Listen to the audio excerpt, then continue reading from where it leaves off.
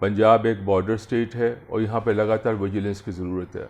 और जैसा कि आपको पता है कि जून आ रहा है, जो ऑपरेशन ब्लू स्टार हुआ था उसकी हर साल मिलिटेंट्स जो हैं कुछ, या हार्ड लाइनर्स जो कुछ हैं, या जो कट्टरपंथी हैं, जो भी कहना चाहें, वो एक वहाँ पे उसकी एनिवर्सरी ज़रूर मनाते हैं, उस दिन को ज़रूर मनाते हैं, शोक के रूप में, प्रोटेस्ट के रूप में, जिस चीज़ में भी आप कहना चाहें। तो वो भी आ रहा है, जून आ रहा है, जून के फर्स्ट वीक में शुरू हो जाता है वो, तो उसको भी कंट्रोल में रखने की ज़रूरत थी। तो ओवरऑल सिचुएशन जैसे हमसे बात कर रहे थे, अगर लॉ एंड ऑर्डर की बात कर रहे हैं, वो तो पंजाब में it's all under control, but for this few instances जो कि एक्सट्रीमिस्ट जो हैं उनको मैं हमें एक लाइन खींचता हूँ हमेशा साहब में, मिलिटेंट्स में, दहशतगर्दों में और ऑर्डिनरी लॉ एंड ऑर्डर में। तो ये ठीक है, पिछले दिनों जो रिवाइवल तो नहीं कहूँगा, पर इस प्रकार की जो कोशिश हुई है, स्लीपर सेल्स थे वो। स्लीपर सेल्स का मतलब है कि उनके ऐसे सेल्स, ऐसे उनके सिंपैथाइजर्स, ऐसे उनके शुभचिंतक जो कि आमतौर पे तो जिसके बारे में किसी को पता नहीं है, दे जस्ट लाई लो, नीचे रहते हैं। और जब भी उनको उनके आका जो बैठे हैं पाकिस्तान में या कहीं पे, जब भी उनको इससे इशारा होता है तो एक बार वो ज़रूर बाहर निकल के कोई ऐसी घटना करते हैं कि एक सीरियस इंसिडेंट का रूप देने की कोशिश करते हैं, चाहे एक्सप्लोजन है, चाहे एक्सप्लोजिव डिवाइसेस का है, या इस प्रकार की जो भी हैं। तो मैं हमेशा से कहता आ रहा हूँ कि पंजाब में जो ड्रग प्रॉब्लम है, ये एक नेक्सस बन गई है, जिसमें कि ड्रग स्मगलर्स और उनके बैठे हुए उनके आका ड्रग बैरन्स जिनको मैं कहता हूँ, ड्रग लॉर्ड्स जिनको कहता हूँ मैं, बिग फिश जो कहता हूँ, वो बैठे हैं जो कि वहाँ से ड्रग्स मंगाते हैं, पैसा आप खर्च करते हैं, उसके बाद यहाँ बेच करके, जैसे दुकानों में होता है, पैसा अपना इकट्ठा करने की कोशिश करते हैं। उनके बीच में पुलिस के कुछ सेक्शन हैं, उनके बीच में, और कुछ एक हमारे और जो सेगमेंट्स हैं एडमिनिस्ट्रेशन के, उनके साथ साठ-गांठ तो है। और ये बात मैं पिछले 2007 से लगातार कहता आ रहा हूँ, किसी ने इस पर गौर नहीं किया, but it again it's a fact. और एक चीज़ इसमें और मैं कहना चाहूँगा कि देखिए, नशे का जो पहले हमारे यहाँ पंजाब का जो बॉर्डर था पाकिस्तान वगैरह से, उसमें फेंसिंग करने में, कंडियाली तार जिसे पंजाबी में कहते हैं, लगाने में काफ़ी समय लगा था, लाइटें वगैरह भी लगी हैं। तो drug smuggling across the Punjab border ज़रूर कम हुई, पर यहाँ से ड्रोन्स का आवागमन ज़रूर शुरू हो गया। और पिछले दिनों देखें, जब प्रधानमंत्री जी ने जम्मू कश्मीर जाना था तो जम्मू में एक टनल मिली थी जो कि जिसमें कि ऑक्सीजन का भी इंतज़ाम था जिनके टेररिस्ट के आने जाने के लिए। और सबसे ज़्यादा हमें समस्या आजकल आनी शुरू हुई है जो ऑफ लेट, वो आ रही है हमारा जो समुद्री रास्ता है, सी राउट जो है, उससे ड्रग्स जो आनी शुरू हुई हैं। आपको पता है कुछ कंटेनर्स पकड़े गए थे हमारे विभिन्न पोर्ट्स में, और कुछ बोट्स पकड़ी गई हैं कच्छ के आगे बॉर्डर में, जिसमें कि बहुत ही ज़्यादा, बहुत ही बड़ी तादाद में उसमें से ड्रग्स मिली हैं। अनफॉर्चुनेटली ये भी ठीक है कि इसमें जो ड्रग्स आई थी एक पर्टिकुलर पोर्ट में, उसमें जो आगे इन्वेस्टिगेशन हुआ है एनआईए का और दूसरी एजेंसीज़ का, उसमें साफ लग रहा है कि उसके कुछ तार जो है पंजाब के साथ जुड़े हुए हैं, नो डाउट अबाउट इट। सो पंजाब में मोटे तौर पे घुमा के कहूँ कि ड्रग की समस्या तो है, और अनफॉर्चुनेटली बदकिस्मती की बात यह है कि किसी भी सरकार ने आज तक इसको पूरा एज सच रोकने की कोशिश ढंग से नहीं की। ड्रग की समस्या कैसे दूर हो सकती है? जो पुलिस है आपकी, इंटेलिजेंस है, सेंटर से भी मदद लीजिए, और दूसरी स्टेट, आसपास की स्टेट पुलिस फोर्सेज जो उनकी मदद लीजिए, ताकि जो चेन ऑफ सप्लाई है, ड्रग्स आने का जो रास्ता है, उसे कट ऑफ किया जा सके। नेक्स्ट स्टेप आएगा जो हमारे एडिक्शन में पड़ गए हैं, जो हमारी जनता, जो हमारे यूथ, जो हमारे लोग जो हैं, उनको डी एडिक्ट करना। इसमें आ जाता है हेल्थ डिपार्टमेंट का काम। शुरू से बच्चों को एजुकेशन देना कि ड्रग की समस्या है, ड्रग से कैसे बचना चाहिए, क्या नुकसान है, इसमें आ जाता है रोल एजुकेशन डिपार्टमेंट का। यूथ को अगर आप स्पोर्ट्स की ओर ले जाएंगे तो बहुत कम चांसेस हैं कि वो ड्रग्स की ओर और नशीले पदार्थों की ओर जाएंगे। इसमें आ जाता है सरकार का youth and youth related welfare जो डिपार्टमेंट जो है, उनका मिनिस्ट्री जो है, उनका काम आ जाता है। और इन सब के अलावा मोटे तौर पे आता है वह अलग अलग जितनी भी मिनिस्ट्रीज़ हैं। अब जब तक आप जो यूथ ड्रग की ओर क्यों जाता है, उसके कारणों को आप देखें, अनएम्प्लॉयमेंट भी है, पीयर ग्रुप प्रेशर भी है, पेरेंटल प्रेशर भी है, बहुत सारे कारण हैं।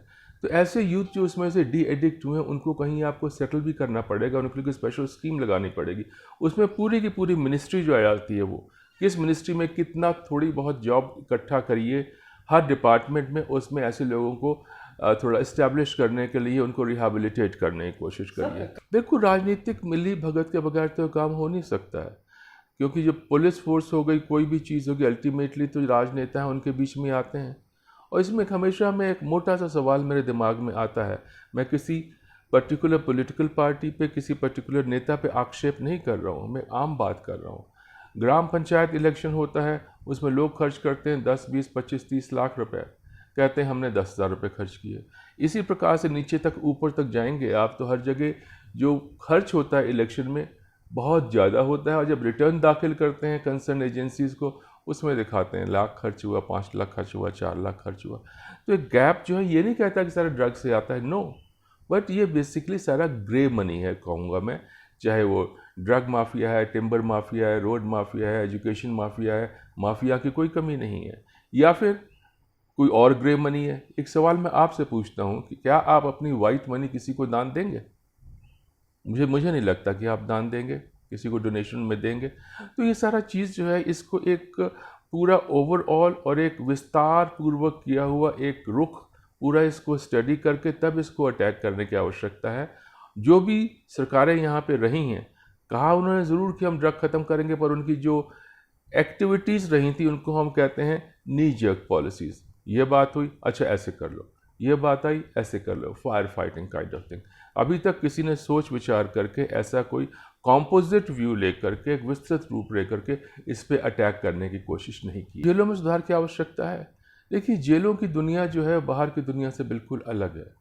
उनके अपने लिखा पढ़ी में मैनुअल है, वो एक है, और प्रैक्टिस में जो कानून उनका चलता है, जो कि लिखा पढ़ी के बगैर जो चलता है, ज़बानी कलामी चीज़ें, वो बिल्कुल अलग दुनिया। आप अंदाज़ भी नहीं लगा सकते हैं कि जेलों के अंदर की दुनिया किस प्रकार की है। वहाँ पे हर प्रकार के गलत काम भी होते हैं, जैसे बाहर ओपन सोसाइटी में होता है। ओपन सोसाइटी में जो भी गलत काम हो रहे हैं, उसका एक छोटा सा मोज़ाइक, उसका एक छोटा सा सिंबॉलिक कह दीजिए, वॉटेवर कह दीजिए, जेलों में भी है। अब जेलों में सुधार की आवश्यकता तो ये है। अब समस्या ये है कि जेलों में भी सुधार की आवश्यकता है और पुलिस में भी सुधार की आवश्यकता है।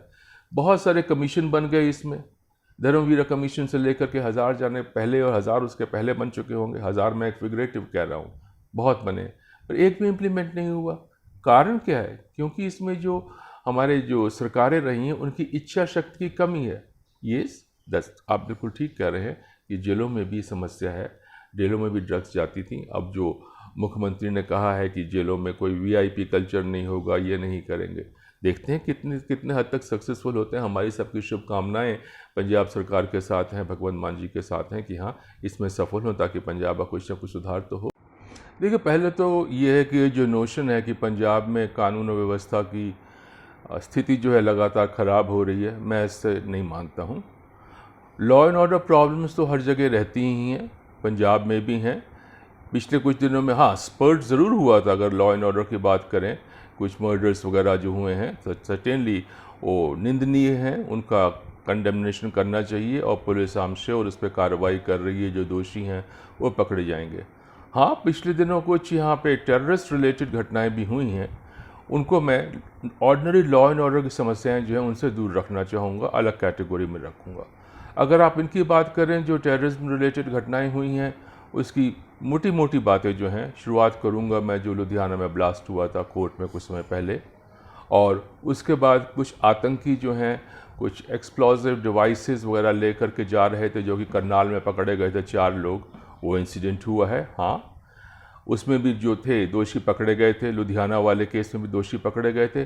और सबसे जो सीरियस इंसिडेंट हुआ है वो पिछले कुछ दिनों पहले जो मोहाली में हुआ है, जिसमें कि इंटेलिजेंस विभाग की एक बिल्डिंग है, उस पर एक अटैक हुआ किसी प्रोजेक्टाइल से। अभी तक ये क्लियर नहीं है कि वो आरपीजी थी या रॉकेट प्रोपेलर था, क्या चीज़ थी वो, पर इतना ज़रूर हम उसको यही कहेंगे कि प्रोजेक्टाइल था। प्रोजेक्टाइल का मतलब होता है कि कोई ऐसी एक्सप्लोजिव डिवाइस जो किसी बंदूक से चलाई गई, आरपीजी से चलाई गई, या किसी और मिसाइल लॉन्चर से चलाई गई, किसी चीज़ से फेंका गया, तो आई जस्ट कॉल इट एक जो प्रोजेक्टाइल वहाँ पे एक्सप्लोजिव वाला हुआ था। और फॉर्चुनेटली वहाँ बचाव हो गया, क्योंकि जाके दीवार से टकरा करके टूट गया। एक तो ये